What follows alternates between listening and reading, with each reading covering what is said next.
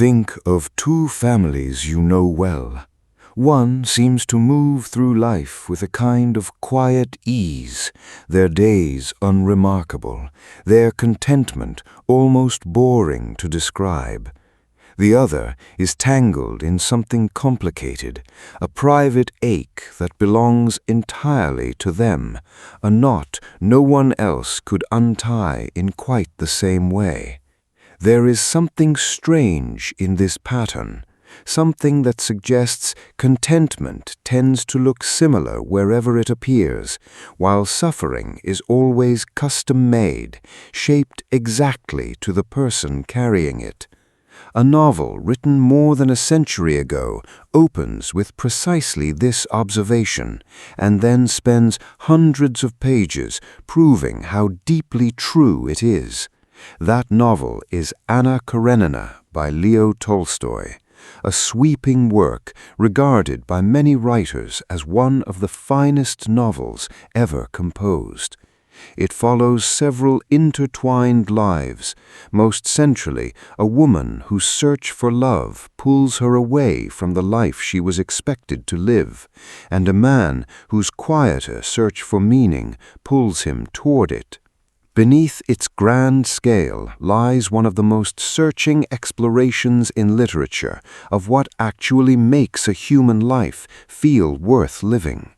From the earliest pages, the book studies the psychology of longing, of wanting something so intensely that the wanting itself reshapes the person who feels it. The central character is not a foolish or shallow woman. She is intelligent, warm, and vividly alive, and her hunger for genuine feeling in a life that has offered her only arrangement is completely understandable.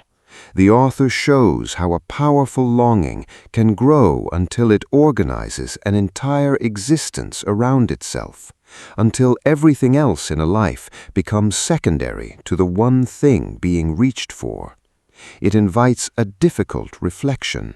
Have you ever wanted something so much that the wanting itself began to reshape how you saw everything else in your life? The novel also explores what happens when a person builds their whole identity on a single relationship. As the story unfolds, the central character increasingly locates her worth, her meaning, and her entire sense of self inside one bond. And the author shows the terrible pressure this places on both the relationship and the person. A love asked to carry the full weight of someone's existence begins to buckle under a burden no connection was ever designed to hold. The story examines how devotion can quietly turn into dependence, and how dependence corrodes the very thing it clings to. It raises a question worth sitting with. What happens to a person when everything they are rests on one relationship staying exactly as it is? Running alongside this is a second story, deliberately placed as a contrast, following a man whose journey is far less dramatic and far less ordinary. He works, doubts, marries, struggles with the meaning of his own existence, and slowly discovers something in the plain texture of daily life, in labor and family and small responsibilities that the more passionate story never finds. The author uses this parallel to explore two entirely different answers to the question of how to live. One life burns brilliantly and consumes itself. The other grows slowly, unglamorously, and takes root. It invites you to notice which of these two rhythms your own life more closely resembles. The structure of the novel, weaving these two stories together without ever forcing them to meet in any obvious way, is one of its quiet achievements. The author never announces which life is correct. He simply places them side by side and allows their outcomes to speak. This restraint is what gives the book its power. It refuses to lecture, offering instead two fully realized human beings and letting you feel, rather than be told, the difference between a life organized around intensity and a life organized around meaning. The story explores how truth in fiction often arrives through contrast rather than argument. There is also a profound examination of how a society's judgment shapes a person's inner life. The central character does not suffer only from her own choices. She suffers from being watched, whispered about, and slowly excluded by the world around her. And the author shows how that external pressure seeps inward, poisoning her confidence, her trust, and eventually her grip on reality itself. The story explores the way sustained judgment from others can become a voice inside a person's own head. It invites you to consider how the opinions of those around you have shaped your view of yourself, sometimes without you ever noticing it happening. The novel also studies jealousy with remarkable precision, tracking the way suspicion feeds on itself and grows in the dark. As the central relationship strains, jealousy enters, and the author renders it not as a single emotion, but as an entire process, a slow poisoning of perception, in which every neutral gesture becomes evidence and every reassurance becomes suspect. The story explores how a jealous mind constructs a reality that then seems to confirm its own fears. It invites you to reflect on how insecurity, once it takes hold, can quietly rewrite the meaning of everything a person sees. One of the novel's deepest concerns is the search for meaning in the face of mortality. The second storyline follows a man who cannot stop asking why any of it matters, who is troubled by the certainty of death and the apparent smallness of a single human life. The author treats this search with enormous seriousness, showing how the question can haunt a person even when their outward life appears successful and full. The story explores how the quiet crisis that arrives when a person can no longer take the meaning of their own existence for granted. It invites you to consider where you have looked for meaning when the question of why any of it matters has come for you. The answer the novel gradually offers is striking in its modesty. Meaning is not discovered through a grand revelation or a single dramatic act. It emerges through the ordinary work of living well, through care for the people nearby, through labor done honestly, through the slow accumulation of a life given to something beyond oneself. The author suggests that the search for meaning ends not with an answer, but with a way of living. The story explores how the question of purpose may be resolved not by thinking harder, but by living differently. It invites you to notice where meaning has quietly gathered in your own ordinary days.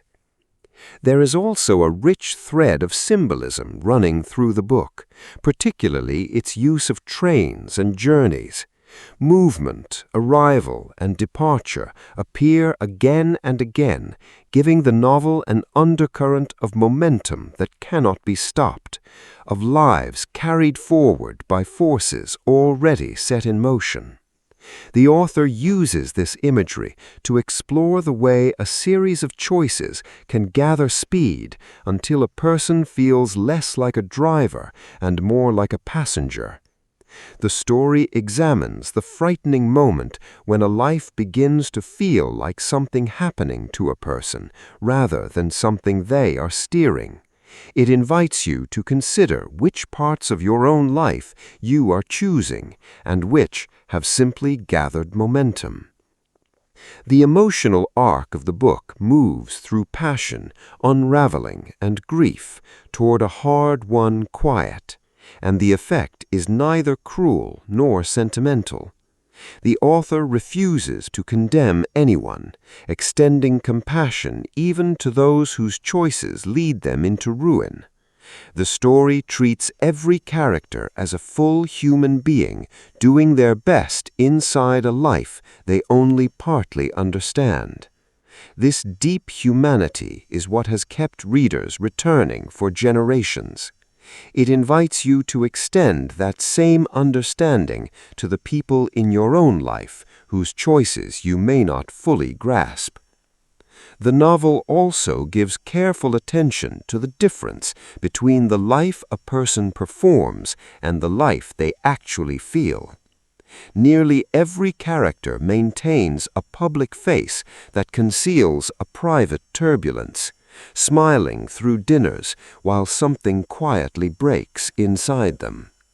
The author moves in and out of many minds, letting you see the enormous gap between what people show one another and what they are truly experiencing in the same room at the same moment.